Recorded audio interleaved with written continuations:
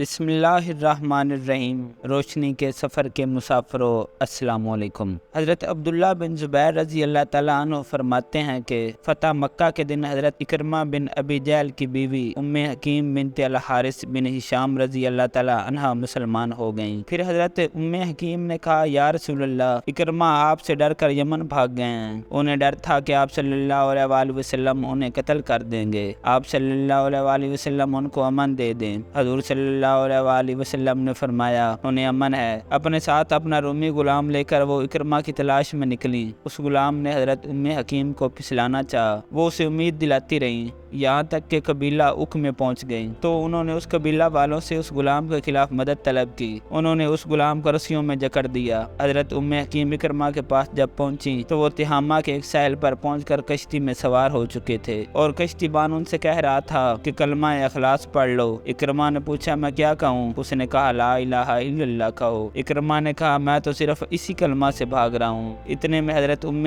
حکیم وہاں پہنچ گئیں اور کپڑے ہلا کر ان کی طرف اشارہ کرنے لگی اور وہ ان سے کہہ رہی تھی، اے میرے چچا داد بھائی، میں تمہارے پاس ایسی ذات کے پاس سے آ رہی ہوں جو لوگوں میں سب سے زیادہ جوڑ لینے والے اور سب سے زیادہ نیکی کرنے والے ہیں اور سب سے زیادہ بہترین انسان ہیں۔ اپنے آپ کو ہلاکت میں مت ڈالو۔ چنانچہ اکرمہ یہ سن کر رک گئے اور وہ ان کے پاس پہنچ گئے اور ان کی بیوی نے کہا، میں تمہارے لیے رسول اللہ صلی اللہ علیہ وآلہ وسلم سے امن لے چکی ہوں۔ انہوں نے کہا، واقعی تم لے چکی ہو؟ انہوں نے کہا، ہاں، میں نے ان سے بات کی تھی، انہوں نے تمہیں امن دے دیا ہے۔ چنانچہ وہ ان کے ساتھ واپس چل پڑے۔ حضرت ام حکیم نے اکرمہ کو اپنے رومی غلام کی ساری بات بتائی۔ انہوں نے غصہ میں آ کر اس غلام کو قتل کر دیا۔ وہ اس وقت تک مسلمان نہیں ہوئے تھے۔ جب یہ مکہ کے قریب پہنچے تو حضور صلی اللہ علیہ وآلہ وسلم نے اپنے صحابہ رضی اللہ تعالیٰ عنہ کو فرمایا کہ اکرمہ بن ابی جہل تمہارے پاس مومن اور مہاجر بن کر آ رہا ہے۔ آئندہ اس کے باپ کو برا بھلا نہ کہنا، کیونکہ مرے ہوئے کو برا بھلا کہنا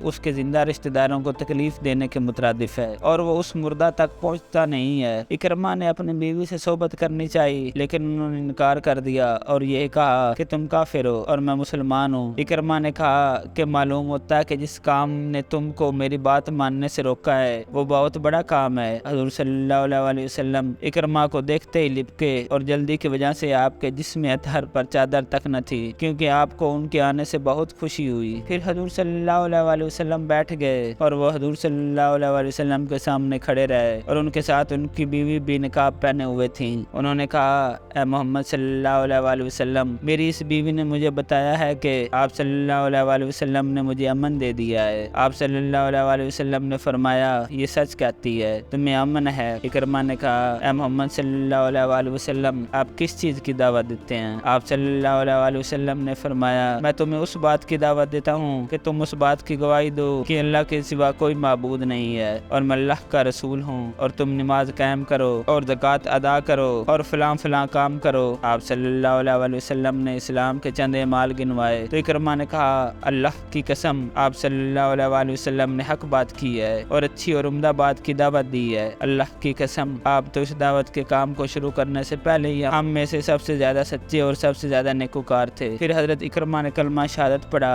اشہد ان لا الہ الا اللہ واشہد ان محمدا عبدہ ورسولہ۔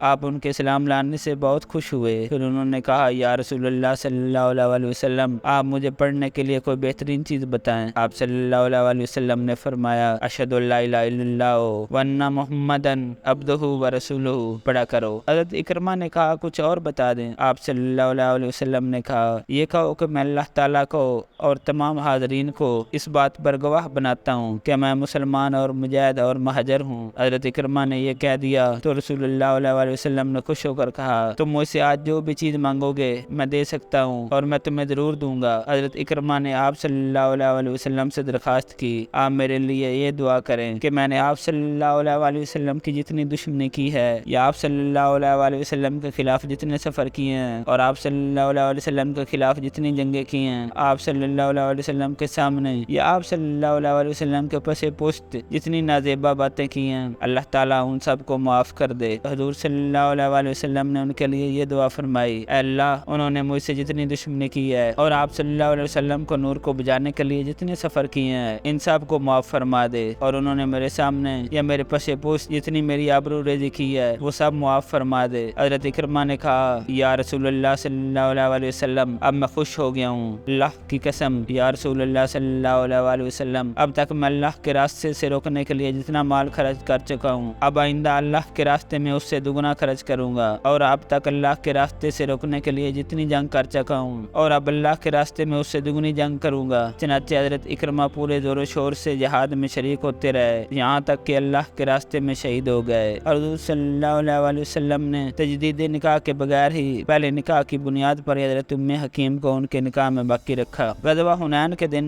जब शुरू में मुसलमानों को शिकस्त हुई तो सुहेल बिन उमर ने कहा, मोहम्मद सल्लल्लाहु अलैहि वसल्लम और उनके सहाबा को कबीला सकीफ और कबीला हवाज़िन का पहले से अंदाज़ा न था। उनको हज़रत इकरमा ने कहा, यह बात नहीं है, बल्कि फ़तह और शिकस्त अल्लाह के हाथ में है, मोहम्मद के इख्तियार में तो कुछ नहीं है, वो तो अल्लाह के रसूल हैं, अल्लाह जो चाहता है वही होकर रहता है। अगर आज मोहम्मद सल्लल्लाहु अलैहि वसल्लम को शिकस्त हुई है तो ये अल्लाह के हाथ में है, और मोहम्मद सल्लल्लाहु अलैहि वसल्लम को अनकरीब अल्लाह ताला बहुत बड़ी फतह अता फरमाएगा। सुहेल ने कहा, अरे कुछ दिन पहले तो तुम इनके बड़े मुखालिफ थे, अब उनके बड़े हामी हो गए हो। हज़रत इकरमा ने कहा, ऐ अबू यजीद, अल्लाह की कसम हम लोग बिल्कुल गलत रास्ता पर मेहनत कर रहे थे, हमारी अकल भी कोई अकल थी कि हम ऐसे पत्थरों की इबादत करते रहे जो ना नफ़ा दे सकते थे और ना नुकसान। वस्सलाम। प्यारे दोस्तों, जाते जाते हमारे चैनल को सब्सक्राइब करते जाइए और लाइक करते जाइए।